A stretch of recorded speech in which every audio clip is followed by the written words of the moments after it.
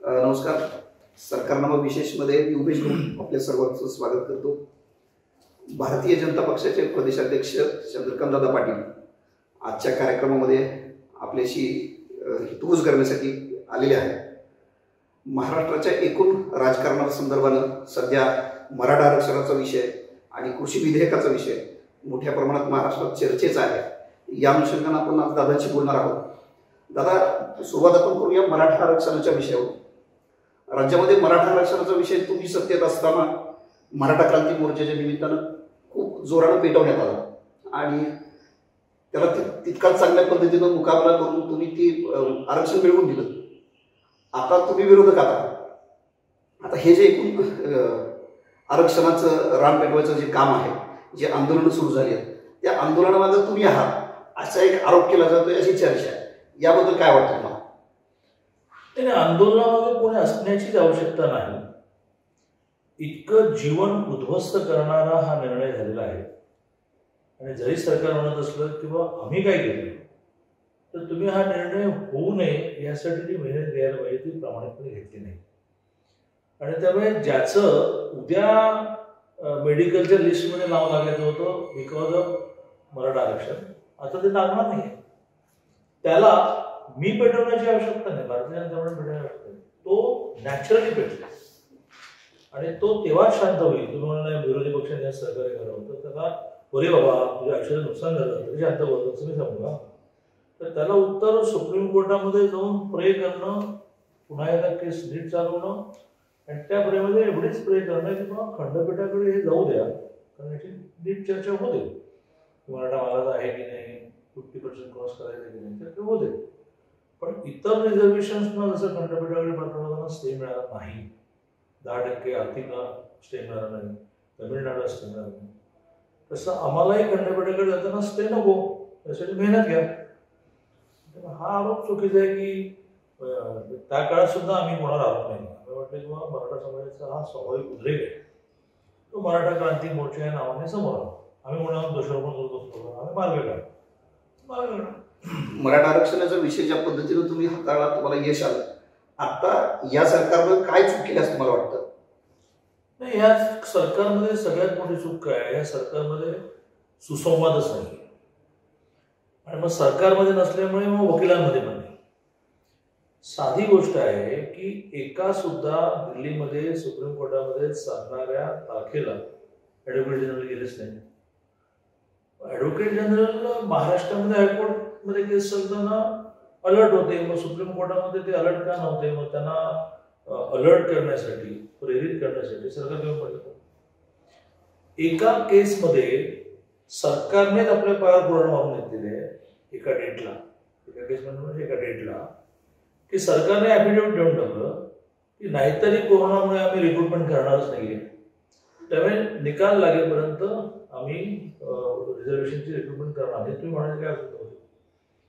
तर त्यावेळेला जे ॲडव्होकेट जनरल उपस्थित लागतात, वकिलांची लगेच ॲडव्होकेट जनरल चर्चा व्हायला लागते की असं ॲफिडेव्हिट मागताय, देऊ का? तर त्याला काही ॲडव्होकेट जनरल ते अवेलेबल नव्हतं. त्यामुळे प्रत्येक डेटला सिनियर मिनिस्टरने जाऊन बसायला होतं. हायकोर्टामध्ये 90 दिवस केस चालली, 90च्या 90 दिवस मरीन लाईन्सला एक हॉल बुक केला होता. संध्याकाळी सगळे संबंधित वकील हे त्या हॉलमध्ये 2-3 तासासाठी एकत्र यायचे. आभार मानले पाहिजे थोरात साहेबांचे, साखरे साहेबांचे, विदित नाईकांचे, खूप मोठी यादी आहे, एखादं नाव राहिलं तर अडवळेल. पण हे सगळेजण यायचे, कधीतरी एखादा अपवाद. आणि 2 तास दिवसभर कोर्टात काय झालं, कुठे चुकलो आपण, उद्या काय करायचं चर्चा करायची. मला या सरकारने सांगावं की कोण सिनियर मिनिस्टर कधी दिल्लीत गेला, वकिलांबरोबर बसला, विषयाचं वाटप झालं, स्ट्रॅटेजी ठरली. म्हणजे खंडपीठाकडे जाण्याचं ऍप्लिकेशन सुद्धा सरकारने केलं नाही, विनोद पाटील आणि दिलीप पाटील. आणि मग स्वाभाविकपणे सरकारला पार्टी केली. म्हणजे तुम्ही खंडपीठाकडे जायचं की नाही याविषयी कन्फ्युज होतात ना, त्यामुळे तुम्ही ऍप्लिकेशन नाही केलं. दादा, याच्यामध्ये आणखीन हा जो मराठा आरक्षण निकाल जो होता, मग अनेक जण म्हणतात की मोदी सरकारचे प्रयत्न कमी पडले, तुम्ही त्यांना पार्टी करायला पाहिजे. केंद्र सरकारचा याच्यात काही संबंधच नाही. आरक्षण हा राज्यांचा विषय. गुजरातमध्ये आंदोलन चाललं, त्याच्यापेक्षा प्रकार झालं, केंद्राने काही रोल प्ले केला नाही, केंद्राचा ते रोलच नसतो. राजस्थानमध्ये झालं, हरियाणात तर आरक्षण आंदोलनामध्ये 35,000 कोटी नुकसान केलं. आपल्याकडचं तरी आंदोलन हे शांततेत झालं, पण त्या गव्हर्नमेंटने काही हालचाली केल्या. राजस्थान गव्हर्नमेंट रिझर्वेशन दिलं, मग त्यांना हायकोर्टात टिकवता आलं नाही. महाराष्ट्रात आंदोलन झालं, महाराष्ट्राने रिझर्वेशन दिलं, हायकोर्टात टिकवलं. आणि केंद्राची यात काही भूमिकाच नाही. केंद्राने सगळ्या प्रकारच्या रिझर्वेशनमध्ये जो जातीवर आरक्षण न मिळणारा अस्वस्थ होता पण गरीब होता, त्याला एका अर्थाने लाभ मिळावा म्हणून 10% आर्थिक रिझर्वेशनची व्यवस्था केली. ते चॅलेंज झालं, केंद्र पार्टी झालं, ते केंद्र लढते केस. त्याला सॉलिसिटर जनरल उभं राहायचं. ही तुमची केस आहे, तुम्हालाच लढायला लागेल. आता या विषयामध्ये मंत्रिमंडळ उपसमितीची जबाबदारी जे माजी मुख्यमंत्री अशोक चव्हाणांकडून आहे, त्याच्यामध्ये अशोक चव्हाण कुठं कमी पडली का? कारण त्या संदर्भात त्यांनी तुमच्यावर आरोप केला होता, तर त्यांची भूमिका कुठेतरी कमी पडली किंवा त्यांनी याच्यामध्ये फार लक्ष दिलं गेलं नाही असं वाटतं? नाही, अशोक चव्हाण विषयाला मी उद्धवजींपासून सगळ्यांना दोष दिले. उद्धवजींनी एक नवीन कार्यपद्धती डेव्हलप केली की मुख्यमंत्र्यांनी घरी बसून व्हिडिओ कॉन्फरन्सच्या माध्यमातून देश चालवायचा, महाराष्ट्र राष्ट्रीय चालवायचा. व्हिडिओ कॉन्फरन्स तरी तुम्ही दिल्लीमधल्या वकिलांची घेतली का? तरी घेतली का? विचारपूस केली का? तुम्ही रोज तारखेला सारखं रे लाव रे दिल्लीत काय झालं असं तुमचं चालू होतं का?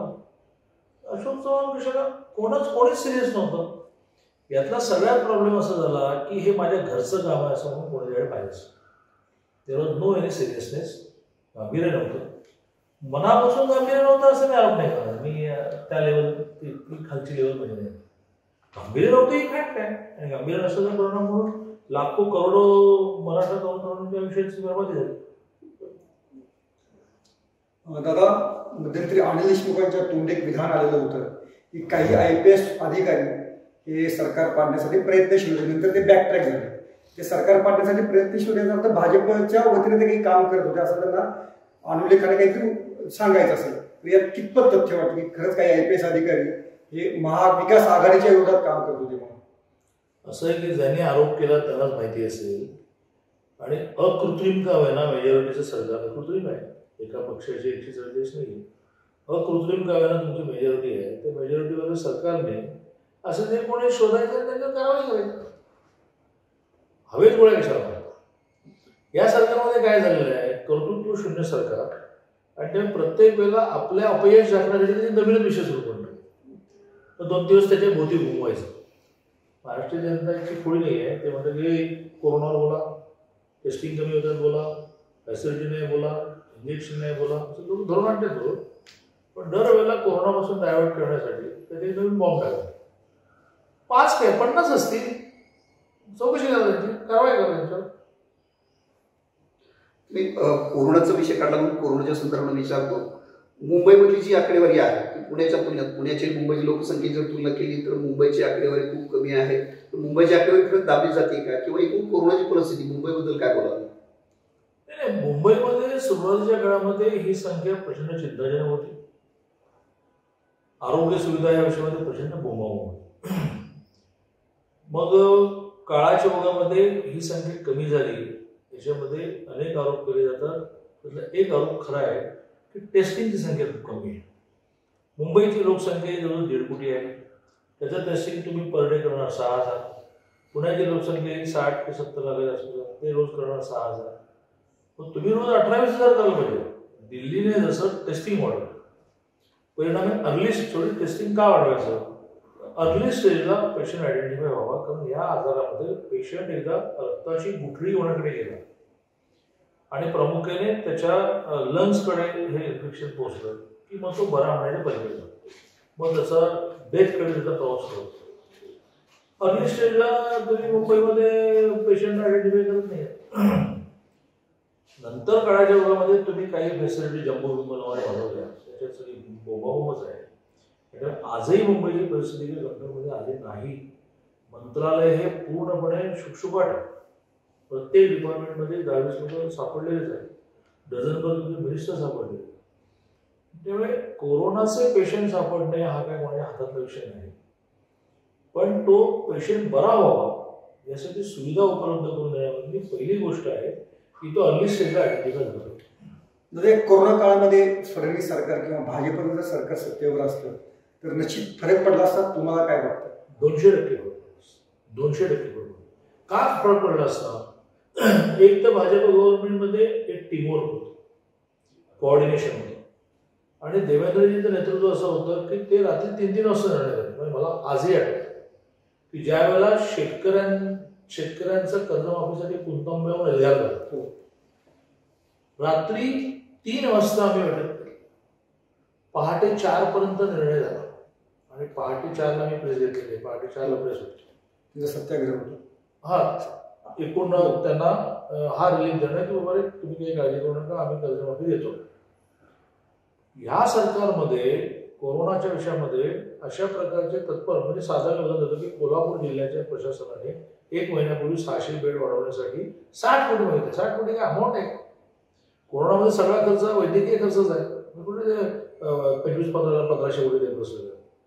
60 कोटी महिनाभर झाले कोल्हापूरला मिळाले नाही. कोल्हापूरचा मृत्यू दर हा देशात सगळ्यात जास्त, देशात. पण तुम्ही हा जो निर्णय करण्यात लेट करतात, 60 कोटी देत नाही, त्याच्याकडे त्याचं हे जात नाही, दोष जात नाही. आता तुम्ही महिन्याभरानंतर तत्वता मान्य दिली. अरे कोण IAS ऑफिसर तत्वता मान्यतेवर टेंडर काढेल? उद्या तुम्ही तत्वता मान्यते मागून पैसे नाही पाठवले तर तो कॉन्ट्रॅक्टर त्या कलेक्टरने मानवलं. You are not serious.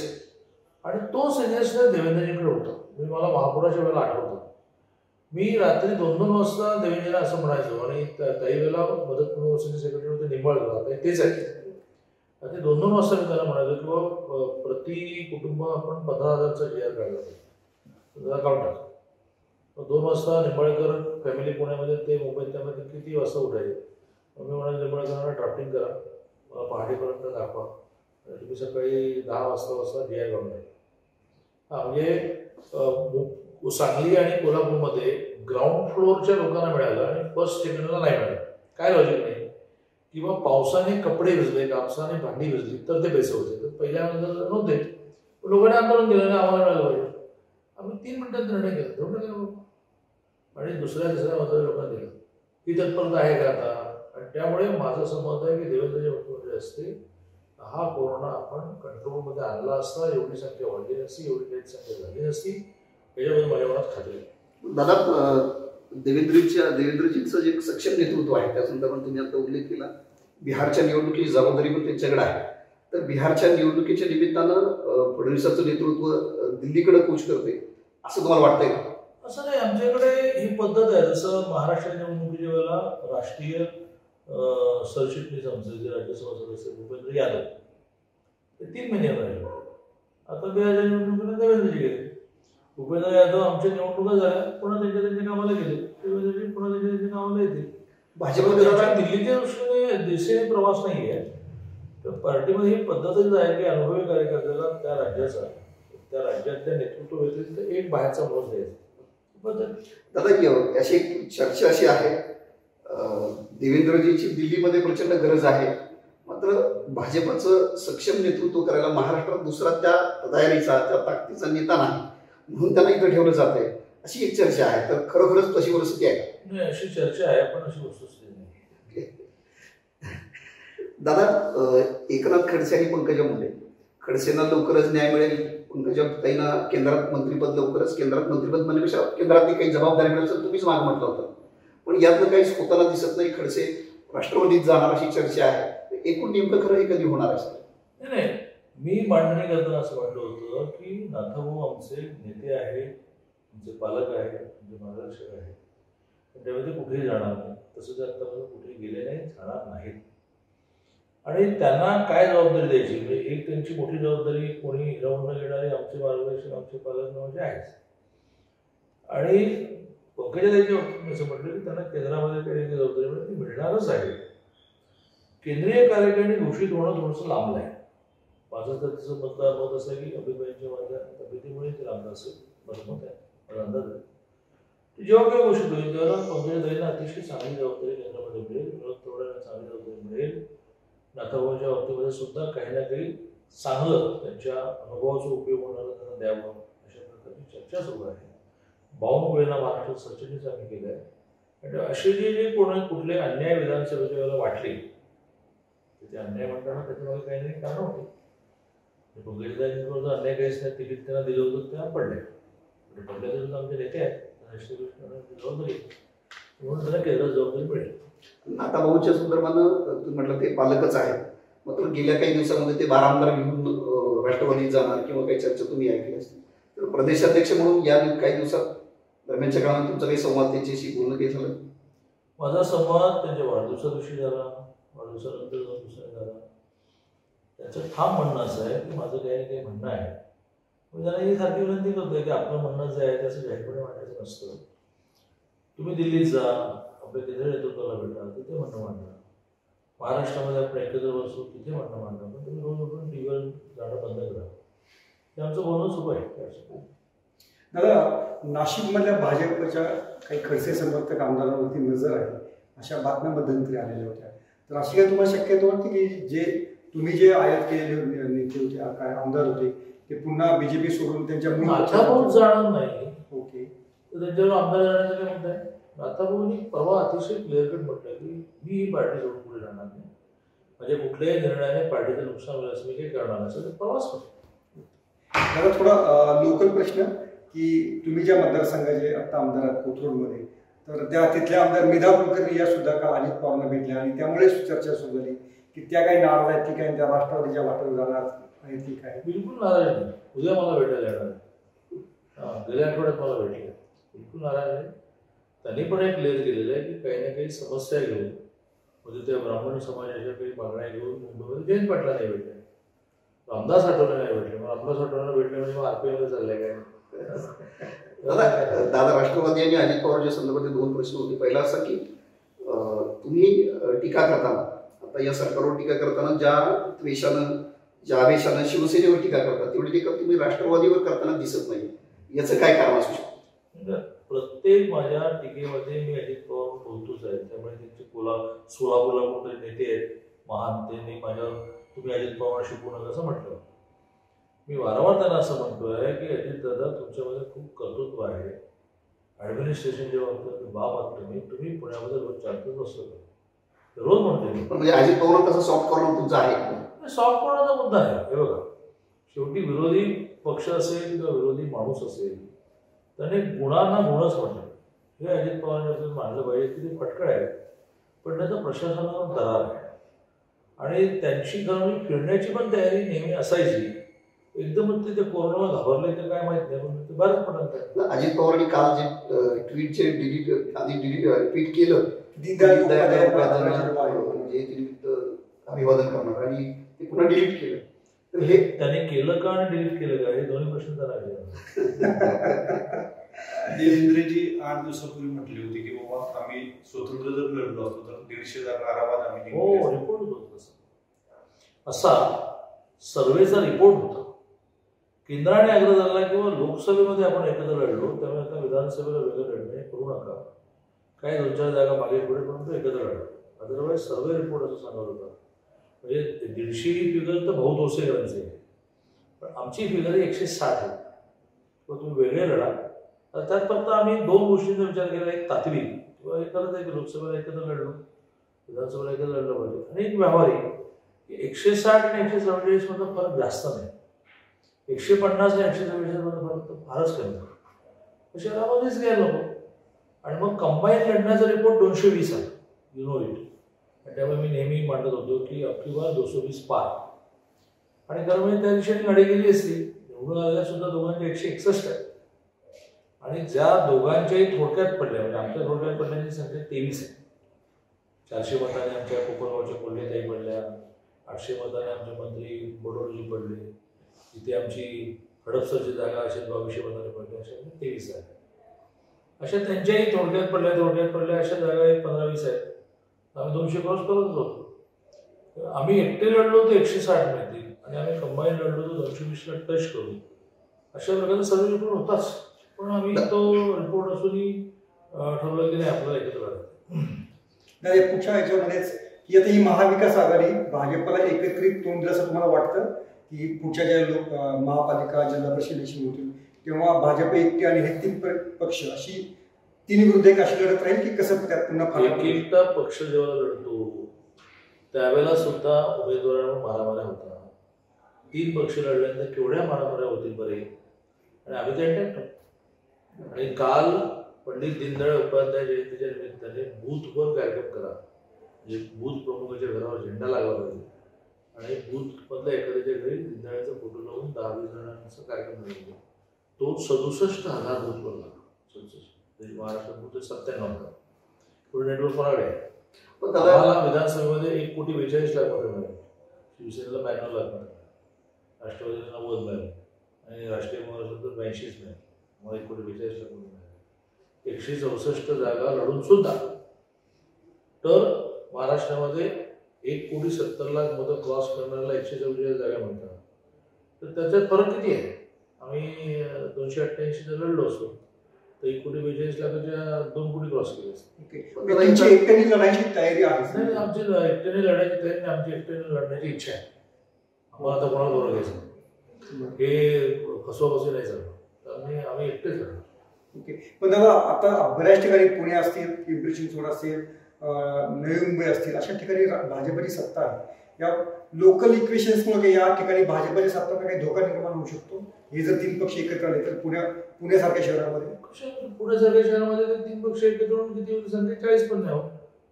आमच्या इंटॅक्ट खणखणे 103 आहे. पुढापुढी करण्याचा विषय असेल तर शोधेल, तर ते त्यात माहीर आहेत. तर आम्ही आमचे नगरसेवक वाचवण्यामध्ये पण माहीर आहोत. पिंपरीमध्ये 83 आहे. सगळे एकत्र आले तर सुद्धा 25-30 होणार नाहीत ना. तिथे सगळे एकत्र आले 40 होणार नाही. सगळे शिवसेना, राष्ट्रवादी, काँग्रेस. मुंबईत इथे स्थिती आहे. यावर तर मुंबई पण काढून घेतो. मागच्या वेळाच आमचे 82 त्यांचे जवळ बरोबर. आणि मुंबईत तर ते तिघे एकत्र यावेत, मजा येईल. खूप बंडखोऱ्या होतील आणि आम्ही इंटॅक्ट होतो. दादा, मुंबई आणि तुमच्या पक्षाच्या दृष्टीने प्रश्न आहे.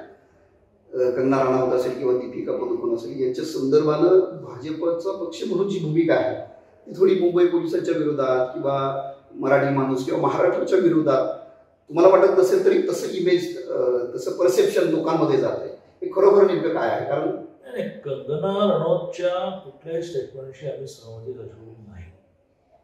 परवा जेव्हा त्यांनी कृषी विधेयकाच्या वेळेला ज्यांनी विरोध केला, ते दहशतवादी म्हटल्यानंतर मी अतिशय मोकळेपणाने म्हटलं की तेच म्हणावं माणसाने, पण नीट म्हणावं.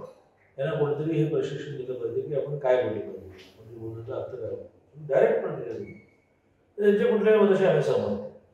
आमचं म्हणणं एवढंच आहे की हा महाराष्ट्र छत्रपती शिवाजी महाराजांचा महाराष्ट्र आहे. इथे महिलेचा नेहमी सन्मान केला, लांडग्यासारखं पाठलाग नाही केला. ही जी लांडग्यासारखं त्यांच्या मागे राहिले होते, ऑफिस काय तोडलं आणि येतेच कशी बघून तंगडीच तोडलं, हरामखोर, त्याच्यावरून आम्ही बोललो. आम्ही त्याच्या स्टेटमेंटमध्ये समजलं अशी शिराने इमिजिएटली रिस्क केली. आम्ही काय स्टेटमेंटची समजतो. दादा, जयंत पाटलांच्या संदर्भानं जयंत पाटील मागे एकदा बोलताना तुम्हाला असं म्हटले होते की दादा जास्त फिरू नका. तुमच्या वयाचा संदर्भ देऊन ते बोलले होते की कोरोनाच्या काळामध्ये तुम्ही जास्त फिरू नका. तर स्वतः जयंत पाटील फार फिरताना दिसत नाही आणि तुम्ही मात्र बऱ्यापैकी फिरता. तर जयंत पाटलांना काय उत्तर आहे तुमचं? जयंत पाटलांना मी असं म्हणेन की कोरोनामध्ये एक वाक्य मी शिकलो, काळजी करण्यासारखं काही नाही, काळजी घेण्यासारखं खूप आहे. तर ती काळजी न करता, ती काळजी केली की मातोश्री होतं, ती काळजी न करता काळजी घेण्याच्या गोष्टी मी सगळ्या करतो. इथून गेलो की व्यवस्थित मी वाफ घेईन, हातपाय धुवून गरम पाण्याने काळजी घेऊ. दुसरं, मी माझ्या आयुष्यामध्ये एक थेअरी शिकलो की जगामध्ये 700 कोटी आहेत लोक, पॉप्युलेशन. त्यातल्या प्रत्येक माणसाच्या प्रत्येक सेकंदाचं ठरलं, प्रत्येक सेकंदाचं. आता आपण का भेटलो ठरलं होतं, 1 तासापूर्वी का नाही भेटलं नाही ठरलं होतं, नंतर 1 तासानंतर का नाही भेटणार ठरलं नव्हतं. तेव्हा मी कन्व्हिन्स आहे. आणि त्यामुळे तुम्ही मी करतो नावाचं काय, मी काळजी घेतो नावाचं काही नसतं, ते हातातच नाही. कोरोनानंतर सिद्धच करून टाकलं तुम्ही तर बावलीच आहात. त्यामुळे जयंत पाटलांना मी असं म्हणेन किंवा तुम्ही बाहेर पडा, आता जे होईल ते 700 कोटीमध्ये आपण एक आपल्या सेकंदावर जे लिहिलं असेल ते लिहिलं असेल. दादा, एक तुम्ही सहकार मंत्री पण होता. आता जवळपास 30-32 साखर कारखान्यांना थक हमी देण्याचा निर्णय सरकारनं घेतल्याचं कळतं आहे. त्याची ऑफिशियल गोष्ट अजून झाली नाही. पण या 30-32 कारखान्यांमध्ये तुमच्या जवळचे काही राहुल कुल असेल किंवा इतर काही नेते असेल त्यांना मात्र थकामीतनं वगळलेलं आहे. तर याबाबत तुमची काही प्रतिक्रिया आहे की नक्की याच्यामागे सरकारने नक्की कशा प्रकारे हा निर्णय घेतला असेल? नाही, काही वगळले आहेत, काही आमच्याशी संबंधित कारखाने आहेत, पण आमचं म्हणणं एवढंच आहे की विकासाच्या कामामध्ये राजकारण. निवडणूक 5 वर्षांनी एकदा होते, त्याच्या 1 महिना आधी प्रचार असतो, त्यात काय एकमेकांना किंवा छाताडा नाचत. पण त्यानंतर तो कारखाना चालला नाही तर 1200 कामगार बेरोजगार होणार, 25,000 लोकांच्या उसाला प्रॉब्लेम होणार. आणि नॉट ओनली कामगार, ऊसतोड कर्मचारी आणि ऊस घालणारे, बाकी खूप गोष्टी अवलंबून असतात. त्यामुळे त्याच्यात राजकारण करतात, इतरांना देतात, ॲडजस्टमेंट करून देतात. म्हणजे त्या आमच्या मंगळवेढ्याच्या आमदारांना देतात 60-70 आणि वेगळे थोपटेला देतात. तर मग धनंजय माडेकरांना द्या ना. राष्ट्रवादी त्यांनी सोडले, बीजेपीत आले म्हणून तुम्ही त्यांचा कारखाना गेले वर्षभर चालवण्यात दिला. दिस इज नॉट फेअर. दादा, कृषी विधेयकावरनं ज्या पद्धतीनं सरकार म्हणतं की आम्ही राज्यामध्ये काही लागू करून देणार नाही, कृषी विधेयक जे नियमनमुक्तीचंच आहे असते, तर यावर तुमची प्रतिक्रिया काय असेल? तुम्ही सरकारवर दबाव आणा की लागू झालं पाहिजे महाराष्ट्रात? दबाव म्हणजे ह्या सरकारमध्ये काय झालंय, कोणालाच कायदा करत, त्यामुळे सगळ्या केसेस कोर्टावर हाताळले. हां, काय स्टेटमेंट करतात त्यांना काही कळतं का? की एक स्टेटमेंट काय करणार की आम्ही ऑर्डिनन्स काढू मराठा आरक्षण, नाही काढता येत बाबा. मग नंतर मग असं नाही करता येत का, हळूच मागे जायचं. मग मध्येच म्हणणार की आम्ही पुनर्विचार याचिका करू, ठीक आहे नाही बाबा, मागे जायचं. तसं यांना कोण सल्ले देते कळत नाही. केंद्राने केलेले कायदे हे तुमच्यावर बंधनकारक असतात, त्याचे आंदोलन करावे लागणार नाही, तुम्हाला ते इम्प्लिमेंट करावं लागेल, ॲक्शन होईल. आणि त्यामुळे तुम्हाला लोकांना हे समजावून सांगता आलं पाहिजे की हे शेतकरी विरोधी कायदे आहेत, ते शेतकरी विरोधी कायदे नाहीत, यावर शेतकरी कन्व्हिन्स आहे. एक कायदा काय आहे की मार्केट कमिटी न तोडता, हा जो आढावा चाललाय ना की मार्केट कमिटी तोडायला नाही, मार्केट कमिटी तोडलेली नाही. मार्केट कमिटी म्हणजे तुमचे जे व्यापारी आणि अडते आहेत त्यांना सांगा ना रेट बरा द्या, तर बाहेर बरा रेट न मिळाल्यामुळे तो मार्केट कमिटीमध्ये विकेल. काय कायदा, एक वाक्याचा कायदा आहे की मार्केट कमिटीच्या बरोबरीने बाहेर विकता येईल, संपलं. काय लागेल त्याच्याबरोबर. दुसरा, तुला तुझी शेती करता येत नसेल तर एखाद्या कंपनीला करायला देता येईल, काय चुकीचं? बरं, त्या कायद्यामध्ये ते आहे की त्याची ओनरशिप त्या कंपनीकडे जाणार, काय चुकीचं आहे? त्याने करण्याचा अधिकार घालवलाय का? आहे.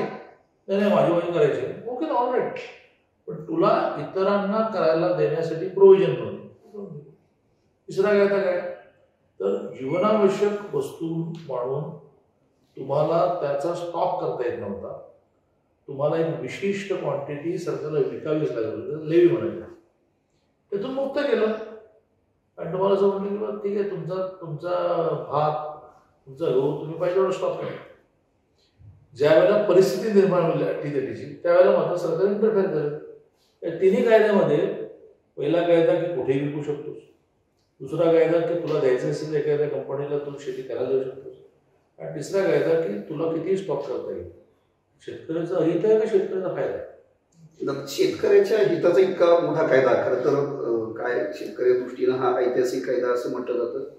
पण हा सगळा कायदा झाल्यानंतर महाराष्ट्रामध्ये, देशामध्ये जी एक प्रतिक्रिया उमटलेली आहे कायद्याच्या विरोधात, कायदा इतका चांगला असताना सुद्धा त्याच्या विरोधात जी प्रतिक्रिया आहे, तर तुम्हाला असं नाही का वाटत की सत्ताधारी म्हणून किंवा पक्ष म्हणून आपण हा कायदा, याचे जे उपयोग आहेत, त्याचे जे फायदे आहेत, हे शेतकऱ्यांपर्यंत पोहोचवायला पक्ष म्हणून आपण कमी पडलो असं वाटत नाही? शेतकऱ्यांना हा कायदा नाही कळला, त्यामुळे प्रतिक्रिया जी आहे ती त्या पक्षाच्या 25 कार्यकर्त्यांची आहे.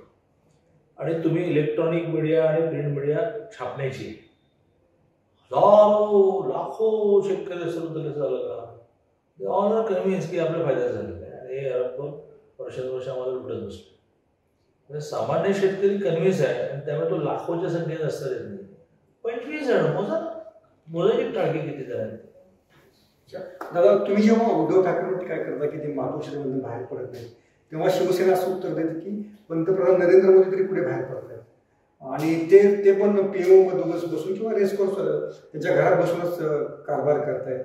तर याला तुम्ही कसं उत्तर द्याल की मोदी आणि ठाकरे अशी तुलना शिवसेनेकडे केली जाते? त्यांनी मोदींनी बाहेर पडावं यासाठी आंदोलन करावं. आम्ही महाराष्ट्रामध्ये काम करतो तर आम्ही महाराष्ट्रापुरतं असं म्हणतो की मुख्यमंत्री आजपर्यंत असं कधीच घरी बसून चालवत नव्हतं राज्य. आणि असं असेल तर घटनेमध्ये प्रोव्हिजन करून टाका की निवडून यायचं आणि घरी बसायचं आणि एकदम सगळ्या ॲडव्हान्स सिस्टीम महाराष्ट्रात डेव्हलप करा. ते म्हणतात दऱ्यात खोऱ्यात मी कोऑर्डिनेशन करतो वगैरे वगैरे. असे दऱ्यात खोऱ्यात अरे बोंबलेलं त्या पोरांना ऑनलाईन रेंज मिळते. तुझे दऱ्यात खोऱ्यात कसं काय जायचं ते मी म्हणे वाड्या वस्त्यांवर लाईट पण नाही आणि कनेक्टिव्हिटी पण नाही. काहीतरी थांबावं. दादा एक शेवटचा प्रश्न विचारतो. या सरकार आल्याच्या पहिल्या दिवसापासून हे सरकार पडणार आणि भाजपचं सरकार पण आहे ना, आपल्या सगळ्या आमदारांमध्ये सुद्धा ही एका प्रकारे सरकार लवकर यावं ही आशा आहे, येत नाही अशी अस्वस्थता पण आहे. तर खरंच सरकार कधी येईल? नाही, पहिलं तर हे सरकार पडणार आणि आमचं सरकार येणार असं आम्ही कधीच म्हणतो. आता आमदार जो असतो त्याला असं वाटत असतं त्यात काही चुकीचं नाही की आपलं सरकार आलं पाहिजे, पण न आल्यामुळे तो अस्वस्थ नाही. म्हणून मी कालचं उदाहरण दिलं की काल बूथवरचे कार्यक्रम 67,000 झाले. 10 जण जरी असतील तरी 6,70,000 लोक कोरोनाच्या पिरियडमध्ये बाहेर आले. ते आमदार काही अस्वस्थ होत नाही, पण आशा आहे त्याला की सरकार आपलं आलं पाहिजे. आणि त्याला काय सर्वसामान्य माणसाला आशा आहे. हे काय चाललंय सत्यानाश, कुठेही जा. मी तुम्हाला आधी आवाहन करेन की तुम्ही सरकार नावाच्या वतीने सर्वे करा. 100 माणसांमध्ये 90 माणसांमधून किंवा ते सरकार म्हणून आलं पाहिजे. आता ते कधी येईल? मगाशी म्हटल्याप्रमाणे 700 कोटी माणसांच्या प्रत्येक सेकंदाचा ठरला आहे, तसं हे सरकार कधी पडणार हे ठरलेलं आहे. त्याचा वेध घेणारा मी असतो तर मला तुम्ही लगेच हात दाखवला असता की आमचा भविष्य. त्याचा राजकीय वेध घ्यायचा झाला तर यांच्यातला अंतर्विरोध ज्याला विकोपाला जाईल त्यावेळेला पडेल. दादा धन्यवाद. चंद्रकांत पाटील आज आपल्याकडे आले. एकूण महाराष्ट्राचं राजकारण, कृषीविषयक विधेयक आणि एकूण महाराष्ट्रातल्या परिस्थितीचे त्यांनी खूप अगदी मनमोकळी उत्तरं दिली. त्याबद्दल मनापासून धन्यवाद.